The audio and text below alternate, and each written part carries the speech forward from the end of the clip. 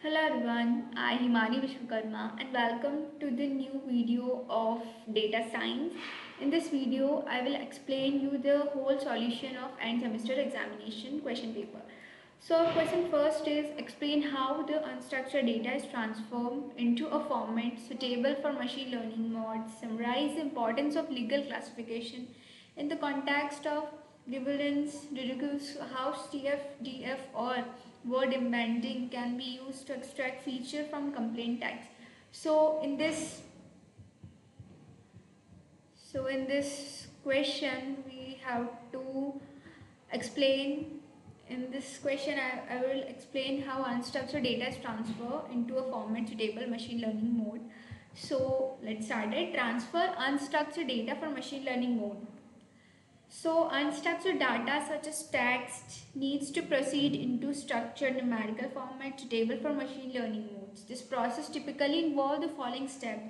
There are some of the steps which are involving in unstructured data to transfer in machine learning mode. So first is text pre-processing. So in this text pre-processing, there are some of the sub parts are cleaning, tokenization, normalization. So we already learn about cleaning, tokenization and and normalization in our further video lectures. So no need to explain this.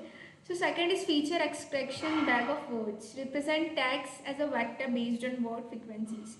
Term frequency, inverse document frequencies, weight words based on its importance by reducing the influences of commonly occurring terms. Word embedding use technique like word to wick, glowick or BERT to represent text descents, semantic vectors, encoding, categorical encodings, dimensionality reductions. Importance of legal classification in grievance redressals.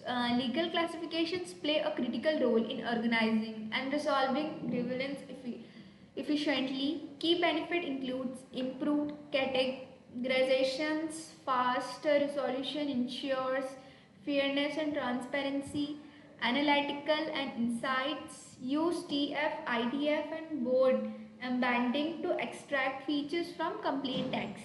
TF-IDF feature representations are convert complaint into its vector based on word importance. For example, a word frequently occurs in a complaint document, but rare in the data set is assigned a high weight. The highest dis, uh, distinctive terms usage are work well for similar mode like SVM and logistic resertions and help identity terms in grievances. Word embedding semantic understanding converts word into descent vectors that capture semantic meaning and contact. For example, embedding like word to whack or BERT can represent work or faces in a high dimensional space, understanding synonyms or related concept. What its use? Ideal for advanced model like neural network. They allow better handling and complaint and complex language structure. The conclusion of this answer, the solution is TF and IDF is a simple and effective for sparse data and straightforward tasks, while word embedding are more powerful for capturing contact and relationship between complex grievance. Choosing the right approach depends on the use case and computation resources. Now the second question is explain the role of text mining in automating grievance rigor system. List the steps involving the pre-processing unstructured text data. So role of text mining in automating grievance rigor systems are text mining play a vital role in automating grievance systems by extracting meanings information from unstructured complaint data, enabling faster and more efficient handling. Key contribution including classification and routing, sentiment analysis, entity recognitions, pattern recognition, enhanced decision making, scalability, Key steps in pre-processing unstructured text data. Text cleaning, lower casing, tokenization, stop word removal, streaming and lemnisation, streaming, handling missing data, normalization, vectorization, handling imbalanced data if necessary, feature engineering. So by following these steps, text packs become structured and ready for use in automate prevalence critical system, enabling accurate classification, prioritizations and resolution of complaint. So question third is explain the concept of linear regression. How the best fit line is determined.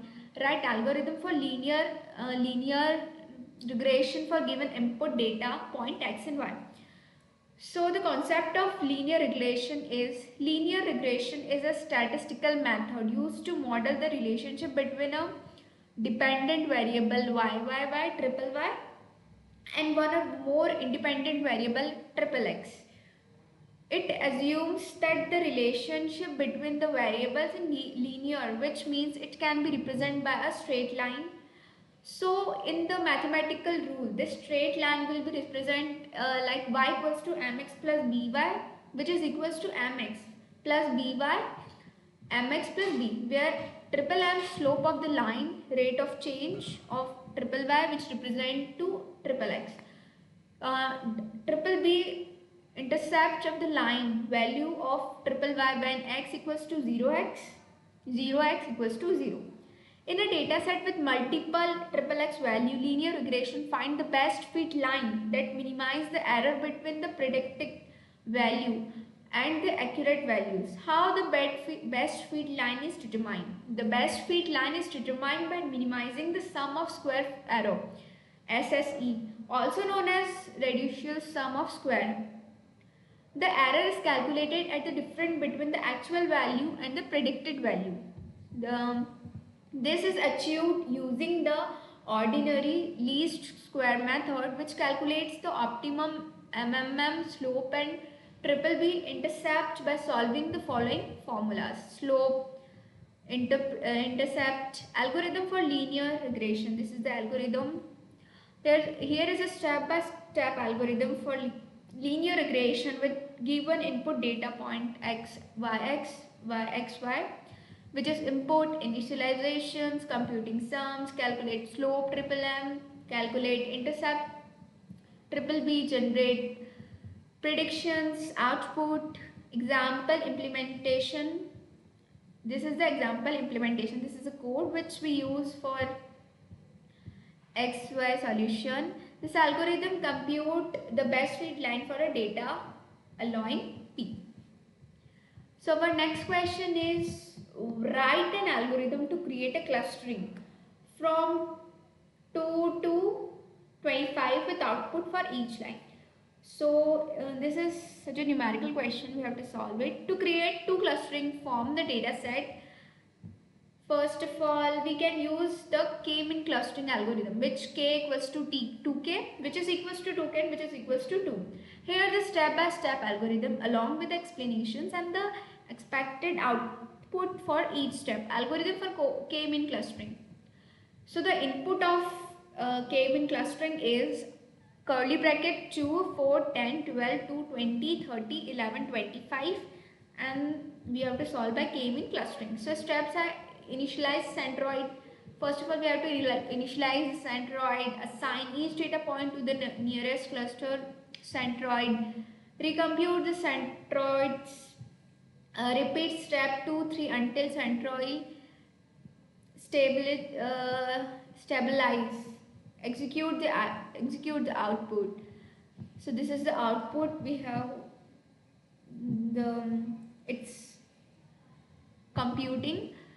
Now iterations like computing distance and assign clustering. This is how we have to assign clustering. This is the distance to this to this. This is also centroid. Iteration 2, compute distance and assign clustering. This is also table to solve second iteration. Distance to data assign. This is third clustering. Computing this final output is centroid we have to find is 6.836.836.83. Now the next question we have, explain the key difference between k-mean clustering and hierarchical clustering algorithm. What are the advantages of hierarchical clustering overcame in when visualizing cluster relation? Key difference between k-mean clustering and hierarchical clustering. This is the table we use. Advantages of hierarchical clustering overcame when visualizing clustering relation. So hierarchical clustering produces a dendrograms, which is a tree-like structure showing how data points are grouped into cluster at various levels. This allows user to understand relationship between cluster, explore the structure of the data at different level of granularity, decided the optimal number of cluster by cutting the to desired level. No need of predefined triple K. Unlike K-means hierarchical clustering does not require specific specifying the number of cluster in advance. This is especially helpful when the number of clustering is unknown. Handle nested cluster. Hierarchical clustering can capture nested structure in data which K-means cannot. Flexibility in distance metrics. Hierarchical clustering supports various linkage criteria and distance metrics, making it versatile for different type of data. Non-spherical clustering. Hierarchical clustering does not assume that clusters are spherical or evenly sized, which make it more suitable for complex dataset. When to use hierarchical clustering? When you need to visualize relation or explore the structure of data. When you are working with small to medium sized dataset, when the number of cluster is unknown, or when this dataset has a nested or hierarchical has an ancestor hierarchical structure. It contract K mean is more suitable for large dataset with a predefined triple K and spherical clustering distribution. Question 6. Classifying loan applications by assigning application to information gain approach. To classify loan application using the information gain approach, we apply a decision tree based methodology. Here is how you can perform the classification. A step for classifying using information gains. So first is the defined data set. We have to first define the data set. Second is calculate entropy. The third is calculate information gain for each features. Build the decision tree, classifying loan applications, calculate entropy for the dataset, compute IG for each features. Advantages of IG for loan classification. Automatically selected the most discriminative features, work well for both categorical and numerical feature, easier visualized through decision tree, adding explainability in finance system. Thank you for the watching video.